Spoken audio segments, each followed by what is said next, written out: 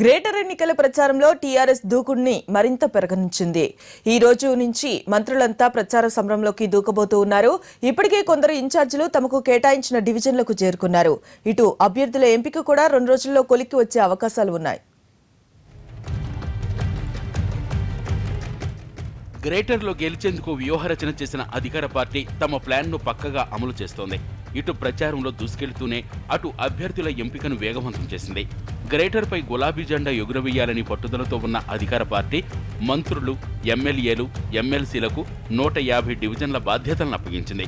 మంత్రి కేటీఆర్ గ్రేటర్ మొత్తం చూసుకోవడంతో పాటు శేరిలింగంపల్లి నియోజకవర్గంలోని హైదర్ నగర్ డివిజన్ బాధ్యతను చూస్తున్నారు. హరీష్ రావుకు మెట్టుగూడ డివిజన్ అప్పగించారు. ఇక సీనియర్ మంత్రి తుమ్మలకు కూకట్పల్లి, జూపల్లికి అత్తాపూర్, డాక్టర్ లక్ష్మారెడ్డికి సైదాబాద్, జగదీష్ రెడ్డికి ఎల్బీనగర్ డివిజన్ల బాధ్యతలిచ్చారు. పోచారంకు గాజుల రామారం, జోగు రామన్నకు రాంగోపాల్పేట, ఇంద్రకరణ్ రెడ్డికి అమీర్పేటను అప్పగించారు. ఎంపీ కవిత గాంధీనగర్లో గెలుపు బాధ్యతను మోస్తున్నారు. గాంధీనగర్తో పాటు గ్రేటర్లో సుమారు 70 సమావేశాల్లో కవిత పాల్గొంటారు. అభ్యర్థుల ఎంపికలోనూ టీఆర్ఎస్ వ్యూహాత్మకంగా వ్యవహరిస్తోంది.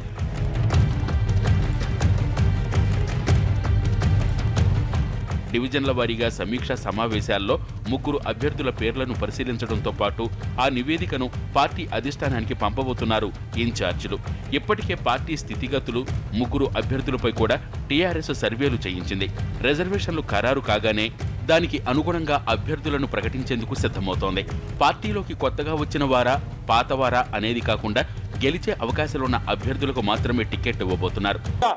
చిత్తశుద్ధిగా ఈరోజు తెలంగాణ అభివృద్ధికి కేసీఆర్ గారు ఉద్యమంలో ఎంతైతే నిబద్ధతతో పనిచేసినారో అంతే నిబద్ధతతో ఈరోజు తెలంగాణ అభివృద్ధి కోసం కూడా పనిచేస్తూ ఉన్నారు. కానీ సీమాంధ్ర సోదరులను నేను ఒకటే ఆలోచించాలని కోరుతా ఉన్నా. మీరందరూ కూడా ఒకసారి ఆత్మవిమర్శ చేసుకోవాలని కూడా కోరుతా ఉన్నా. అటు సీమాంధ్ర ప్రాంతాలకు చెందిన ప్రజలను కూడా ఒప్పించే ప్రయత్నాల్లో టీఆర్ఎస్ ఉంది. అవసరమనుకుంటే సీమాంధ్ర ప్రజలు ఎక్కువగా ఉండే చోట్ల వారికే టికెట్లు కూడా ఇవ్వబోతోంది. మేనిఫెస్టోతో పాటు అభ్యర్థులను కూడా ఒకే రోజు ప్రకటించబోతోంది. టీఆర్ఎస్ టీం అంతా ప్రచారంలో దూకడంతో పార్టీ కార్యకర్తల్లో కొత్త జోష్ కనిపిస్తోంది.